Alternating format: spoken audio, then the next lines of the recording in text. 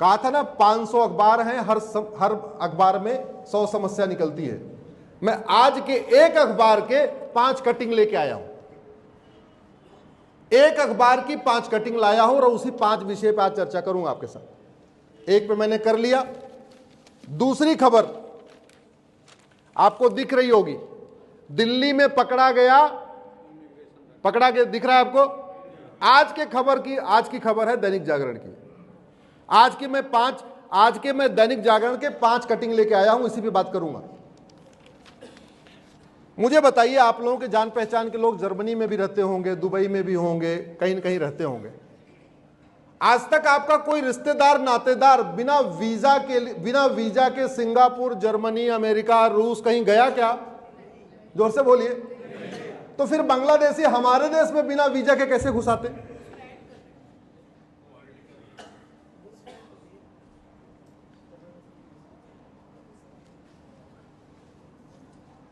जब घर बनाना होता है 2 काम करते हैं।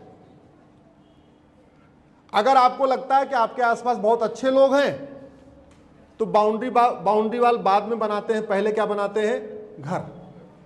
लेकिन लगता आस पड़ोस दुष्ट लोग हैं तो पहले क्या बनाते हैं? जोर से बोलिए, क्या बनाते हैं? मैं कह रहा हूं एक्सप्रेसवे साल 2 साल बाद बन जाएगा, हाईवे साल 2 साल बाद बन जाएगा, एयरपोर्ट 1 साल 2 साल बाद बन जाएगा। जितने बिहार, बंगाल, झारखंड के लेबर मिस्त्री हैं सबको बाउंड्री पे लगाइए। जितनी कंस्ट्रक्शन कंपनियां हैं, अदानी, अंबानी, टाटा, बिरला, हिंडाल्को, एल&टी, जितनी कंपनियां, सबको वही बॉर्डर पे लगाइए। पहले 20 फीट ऊंची दीवार बनाइए। एक्सप्रेसवे, हाईवे, एयरपोर्ट 1 साल बाद भी बन जाएगा, कोई फर्क नहीं पड़ता। आपका क्या मानना है, होना चाहिए कि नहीं होना चाहिए? 20 फीट ऊंची दीवार बनाइए, उसके ऊपर 11,000 वोल्ट का तार लगाइए। अगर उसको कोई फांद के आए बिजली के करंट से, वहीं जय श्री राम। नहीं तो मेरी पीआईएल चल रही है सुप्रीम कोर्ट में। जब मैंने 2017 में पीआईएल फाइल करके कहा था कि 5 करोड़ आ चुके हैं और अब तो इनकी संख्या 6 करोड़ हो चुकी है। और आज इस अखबार में जो चीजें निकली, आप इसको पढ़ लीजिएगा दैनिक जागरण में। ये सारी बातें मैं 2017 में कह चुका हूं। मैंने 2017 में कहा था कि बाकायदा घुसपैठ माफिया एक्टिव हैं हर राज्य में, बाउंड्री पे भी हैं और हर राज्य में भी हैं। पूरा सिंडिकेट है इनका। बॉर्डर पे 2,000 रुपए में अंदर आ रहे। अब कहना नहीं चाहिए, कड़वा सच यह है, गूगल करिएगा, बीएसएफ कमांडेंट 20 करोड़ रुपए। एक बीएसएफ कमांडर के घर से 20 करोड़ मिला है। किस बात के लिए? क्योंकि वहां खुला रेट है, 500 रुपए गाय जाने का और 2,000 रुपए घुसपैठिए का अंदर लेने का। वो गए हैं बॉर्डर की रक्षा करने, और क्या कर रहे हैं? सब नहीं, सब ऐसे नहीं होते, लेकिन एक बीएसएफ कमांडेंट पकड़ा गया है और घुसपैठिए आ रहे हैं, तो कहीं ना कहीं तो गड़बड़ है। और जो हराम का खाता उसको क्या कहते हैं? जोर से बोलिए जरा। जो हराम का खाता उसको क्या बोलते हैं? घुसपैठिए बॉर्डर पे 2,000 रुपए दे के अंदर आते हैं, और जो बातें मैं इतनी बार कहता था वही लिखा हुआ है। अंदर कॉमन सर्विस सेंटर पे 2,000 रुपए में आधार बनवा लेते हैं। ये दिल्ली की घटना है, ये भारत के राजधानी दिल्ली में हो रहा है। अब आप कल्पना करिए कि बिहार, झारखंड, उड़ीसा में क्या हो रहा होगा। सिंडिकेट पकड़ा गया पूरा। 2,000 रुपए में आधार, 2,000 में राशन कार्ड, 2,000 रुपए में बर्थ सर्टिफिकेट, 2,000 रुपए में डोमिसाइल सर्टिफिकेट, 3,000 रुपए में ड्राइविंग लाइसेंस। और जब ये 5 डॉक्यूमेंट बन जाता है, फिर कोई एक ओट जीवी नोट जीवी गद्दार नेता जिसको सांसद, विधायक बनना है, पार्षद, प्रधान बनना है, वो उनका नाम वोटर आईडी में जुड़वा देता है। ये बात भी निकली हुई है।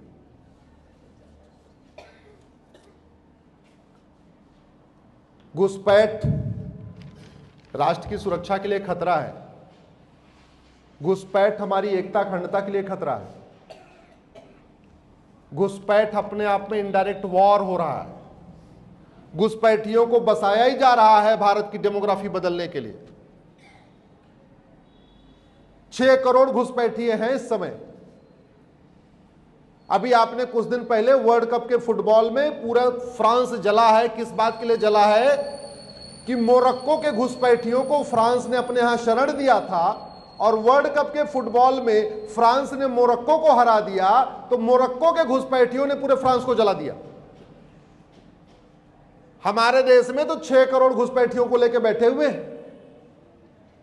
5 साल 10 साल के बाद भारत अगर बांग्लादेश को हराएगा तो यही घुसपैठिए पूरे भारत में आग लगाएंगे। 5 साल 10 साल के बाद कोई युद्ध छिड़ेगा तो यही बांग्लादेशी घुसपैठिए सैनिकों के सामने जाके उनकी गाड़ी रोकेंगे। इस गंभीर बात पे संसद में चर्चा हुई क्या? लोकसभा में हुई, राज्यसभा में हुई, दिल्ली की विधानसभा में हुई? नहीं। इसलिए मैं कहता हूं जो जिस व्यक्ति को जो काम मिला है अपना काम न करे, वेतन भत्ता, गाड़ी, बंगला, पेंशन सब कुछ लेता रहे, सारा हराम का ले, उसको क्या बोलते हैं? हरामखोरी हो रही है कि नहीं हो रही? हो रही कि नहीं हो रही? हाँ, गद्दारी भी है ये गद्दारी भी है, क्योंकि आपने शपथ लिया कि मैं देश को सुरक्षित रखूंगा, आपने शपथ लिया देश को एकता अखंडता को मजबूत करूंगा, और आप चंद वोटों की खातिर पार्षद प्रधान बनने के लिए, विधायक सांसद बनने के लिए घुसपैठियों का वोटर आईडी में नाम जुड़वा रहे हैं। तो इससे बड़ा देशद्रोह भी नहीं, इससे बड़ी गद्दारी भी नहीं, और इससे बड़ी हरामखोरी भी नहीं। अब कुछ लोग कहते हैं कि एनआरसी हो जानी चाहिए, तो आपको मैं बताऊं, असम में एनआरसी हुई थी और फेल हो गई। कैसे फेल हो गई? कि जब तक मामला चल रहा था एनआरसी होगी होगी नहीं होगी, होगी नहीं होगी, इस बीच घुसपैठियों ने 5-5 6-6 डॉक्यूमेंट बना लिए। और एनआरसी कैसे होती है? लेखपाल पटवारी घर घर जाते हैं, रजिस्टर लेके और एक पन्ने पे एक परिवार का नाम लिखते हैं, उस पर रजिस्टर में नाम एंट्री करते हैं। जब लेखपाल पटवारी गए वहां पे जांच करने, रजिस्टर बनाने, तो घुसपैठियों ने 2-2 हजार फिर पकड़ा दिया।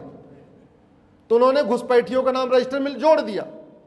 लेखपाल पटवारी बड़े चालाक होते हैं, तो उन्होंने क्या किया, दिन भर में जितने घुसपैठियों का नाम जोड़ते थे उतने असम के लोगों का नाम निकाल देते थे, जिससे जब कंप्लीट रजिस्टर बने तो संख्या न बढ़े, बैलेंस बनी रहे। तो जब एनआरसी हुई तो जानते हैं भारत के लोगों ने हंगामा शुरू कर दिया, असम के लोगों ने। क्यों? क्योंकि बेचारे वो हमेशा के वहीं रहने वाले, उनका नाम है ही नहीं रजिस्टर। तो घुसपैठ का मूल कारण क्या है? जोर से बोलिए। घूसखोरी। घुसपैठ का मूल कारण क्या है? और घूसखोरी का मूल कारण है घटिया कानून। तो यानी जब तक भ्रष्टाचार नहीं खत्म करेंगे तब तक घुसपैठ नहीं बंद होगी, और घुसपैठ अगर बंद नहीं हुई, घुसपैठिए नहीं निकाले गए, तो भारत सुरक्षित नहीं रहेगा। तो तरीका क्या है? पहले हमारे देश में पेट में टेस्ट कराते थे कि बेटा है कि बेटी, और जैसे ही पता चलता था बेटी है तो उसका एबॉर्शन करा देते थे। ये सिस्टम चल रहा था ना। तो एक कानून बनाया गया, उसमें कठोर दंड का प्रावधान रखा गया, और जहां जहां अल्ट्रासाउंड मशीन लगती है वहां कंपलसरी कर दिया गया लिखना कि लिंग परीक्षण कराना गंभीर अपराध है, पकड़े जाने पे कठोर सजा मिलेगी। तो कम हुआ कि नहीं हुआ? टेस्ट कराने वाले भी डरने लग गए, टेस्ट करने वाले भी डरने लग गए, डॉक्टर भी डरने लग गए, कंपाउंडर भी डरने लग गए। तो फिर क्या हुआ? लड़कियां बचने लग गई। लड़कियां बचने लग गई तो जो रेशियो था पहले 800,000 का था, बढ़ते बढ़ते 930 और 1000 आ गया। कानून ने काम किया कि नहीं किया? मैं कह रहा हूं आप भ्रष्टाचार को देशद्रोह घोषित करिए, और जो फर्जी डॉक्यूमेंट बनता है इसको देशद्रोह घोषित करिए। केवल इतना एक कानून बन जाए कि फर्जी डॉक्यूमेंट बनाना गंभीर अपराध है, पकड़े जाने पे 10 से 20 साल सजा होगी। जहां आधार बनता है कॉमन सर्विस सेंटर पे, वहां स्टिकर लगा दीजिए, आधार बनाना बनवाना गंभीर अपराध है, पकड़े जाने पे 10 साल सजा होगी। न बनाने वाला बनाएगा, न बनवाने वाला बनवाएगा। जहां बर्थ सर्टिफिकेट बनता है नगर निगम में, एक बोर्ड वहां भी चिपका दीजिए। ज्यादा अच्छा होगा जहां क्लर्क बनाता उसके सामने देखता भी रहे, कई बार उसकी नजर भी पड़ती रहे।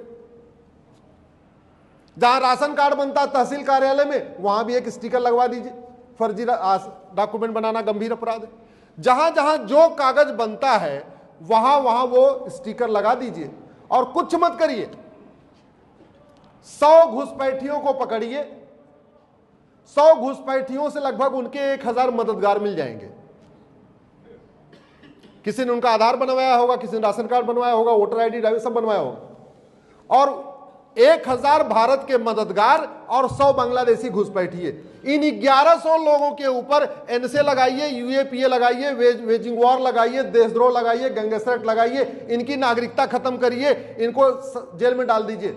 मैं गारंटी के साथ कहता हूं, भारत में जो उनके मददगार बैठे हैं ना, ये खुद ही एनआरसी करवा देंगे। जा जाके इनको पता है कहां कहां घुसपैठिए हैं, जा जाके उनको बोले भैया तू जल्दी भाग जा, तेरे चक्कर में हम ही फंसने वाले।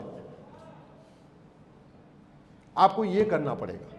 अब हम इस पेपर मैंने देखा, घुसपैठियों का सिंडिकेट तो पकड़ा गया, लेकिन घुसपैठियों के मददगारों पे कार्रवाई नहीं हुई है। आपको मददगारों पे कार्रवाई करनी पड़ेगी।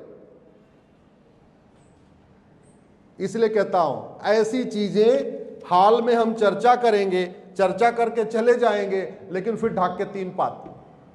इसलिए बेटर ये है, अपने अपने सांसदों के साथ मिलिए, उनको बताइए कि भैया ये बताओ घुसपैठियों से इतनी हमदर्दी क्यों है, घुसपैठियों के ऊपर कार्रवाई क्यों नहीं हो रही है। अदरवाइज 6 करोड़ घुसपैठियों को ढूंढेंगे, ढूंढते ढूंढते थक जाएंगे। बेटर ये होगा, कानून बनाइए, 3 महीने का अल्टीमेटम दीजिए, भैया 3 महीने के अंदर खाली करके चले जाओ भारत। 3 महीने के बाद जो पकड़ा और जो उनके मददगार पकड़े गए, उनको ये होने वाला है। मैं गारंटी के साथ कहता हूं, जितने उनके मददगार हैं ना, वो खुद ही उनको खाली करवा के बोले तुम भाग जाओ। ऐसे प्रैक्टिकल करके देख लीजिए। मान लीजिए आपके घर के आसपास 50 झुग्गी बन गई है, एक दिन छत पे खड़े होके अल्टीमेटम दे दीजिए, भाई 3 दिन का टाइम दे रहा हूं, सारी झुग्गी खाली करके निकल जाओ। और 3 दिन के बाद अगर कोई ना खाली हो, एक झुग्गी पे 2-3 बम गिरा दीजिए, बाकी सारी झुग्गी खाली होगी कि नहीं खाली होगी? भयभीन हो ना प्रीत, यही तरीका है। आपका घर अगर 10-20 गुंडे घेर ले, एक बार छत पे खड़े होके अल्टीमेटम दे दीजिए, भैया हमारे घर के आसपास से हट जाओ, 2 घंटे का 5 मिनट का टाइम दे रहा हूं, हटो हटो, 3, 2, 1 करते करते, और उसके बाद 3-4 को गोली मारो। भागेंगे नहीं भागेंगे? ये आपको करना पड़ेगा। अदरवाइज एनआरसी करते रहेंगे, जैसे असम की एनआरसी फेल हुई, ऐसे भारत की एनआरसी फेल होगी। और मैं कह रहा हूं, 5 कानून घुसपैठियों और उनके मददगारों पे लगाओ। मैं गारंटी के साथ कहता हूं, 3 महीने के अंदर 80% घुसपैठिए भाग जाएंगे, 80% भाग जाएंगे। फिर जो 20% बचे उनको ढूंढना आसान हो जाएगा। 6 करोड़ में से कम 5 करोड़ भाग जाएंगे, फिर 1 करोड़ जो बचे उनको ढूंढ लिया जाएगा। अभी 6 करोड़ को ढूंढना बहुत मुश्किल है।